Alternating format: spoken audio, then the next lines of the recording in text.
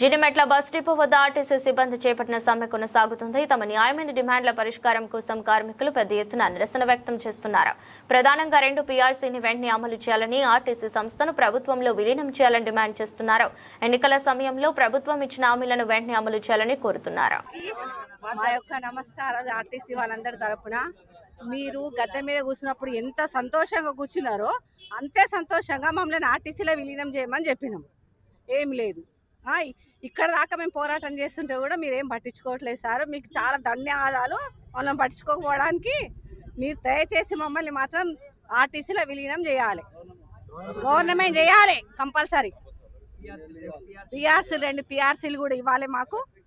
Electrical బస్సులు గవర్నమెంట్కి union కూడా ఇవ్వాలి. గవర్నమెంట్ కేసీఆర్ ఉన్నప్పుడు మాకు ఆ రోజు కూడా మేము సమ్మెలు చేయడం జరిగింది.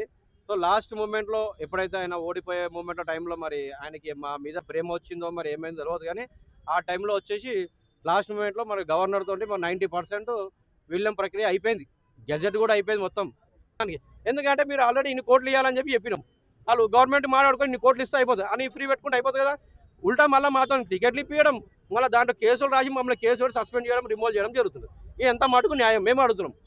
మేము ఈ రకంగా చేసినప్పుడు మీరు ఆ కేసులు రాసి మమ్మల్ని ఇబ్బంది పెట్టడం ఎంత మటుకు సమంజసం? మేము యూనియన్ తరఫున ఏమంటారంటే మాకున్నే మేము మేనిఫెస్టోలో పెట్టింది మాకు ఓకే చేయమంటాం. చర్చలు ఏవైతే జరిపినా మళ్ళీ చర్చలు లాస్ట్ చివరి నిమిషంలో మేము అన్నీ చూసిన తర్వాత మేము సమ్మెలోకి వెళ్ళడం జరిగింది.